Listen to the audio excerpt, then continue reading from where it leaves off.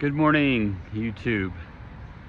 How's my friends and family? I know it's been a while since I posted. I just kind of do videos as I see fit and when I'm inspired. And today I was uninspired by the tragic message of Christianity that requires blood sacrifice and basically cannibalism. I'm going to talk about that for a little bit today. It's part of my book that I've written, unpublished still, Divorcing Christianity, because one of my biggest problems with Christianity is the idea of blood sacrifice. It's not an original idea. It wasn't original back in the BCs, still not. It's kind of barbaric, it's archaic. But worse than the actual thought of blood being spilled for mankind's sins, for humankind, is this idea of cannibalism. Now let me explain. You might think, whoa, wait a second. When the Bible talks about eating flesh and drinking blood, it's just metaphorical. Well, tell that to the Catholics that I grew up with, because they believe in this thing called transubstantiation. Say that fast 3 times. Transubstantiation.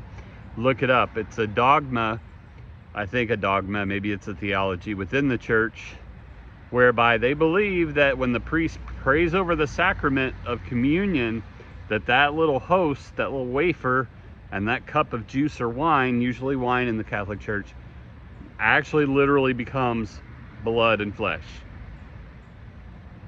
The reason I'm talking about this morning is I just left a outdoor church service where they feed the homeless. I've been supporting this ministry for some time now. And even though I don't agree with the pastor's theology, he comes from a Foursquare gospel Pentecostal type background. That's what he is. That's the kind of preacher he is. But today he said he was going to preach for 30 minutes on communion, and then the gathering was going to take communion. It's at an outdoor park.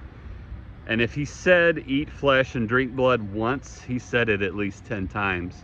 And I just sat there thinking, like, to any normal person, this just sounds weird. It sounds gory. It sounds gross.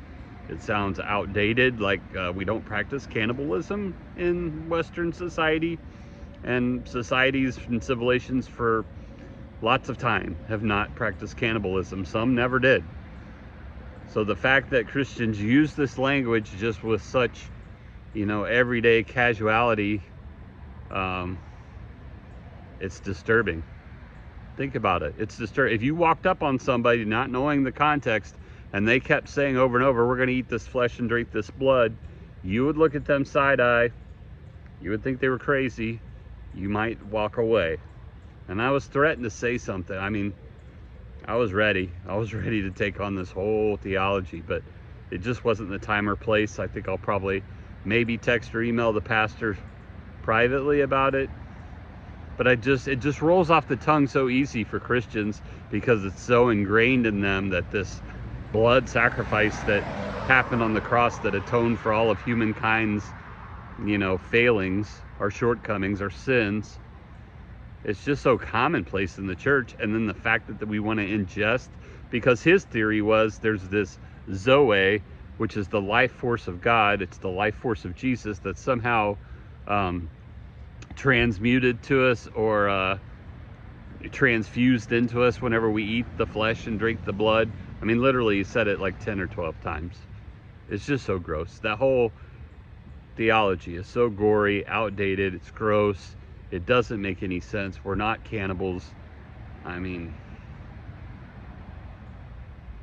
I just don't, I know that I lived in it for years and years, and I never thought twice about it. But outside of the church, since I've deconstructed, it just makes no sense. It's so creepy. It's so gross. It's so gory. It's so outdated and barbaric. Like, just listen to yourselves. That's what I want to say to most Christians, to pastors that preach on that crap. Like, listen to yourself. Eating flesh, drinking blood, no. That's not required for any gods to appease any deities, any higher beings. It's just nuts, people. It's nuts. That's all I had to say this morning. Hope you have a happy Mother's Day. Happy Sunday.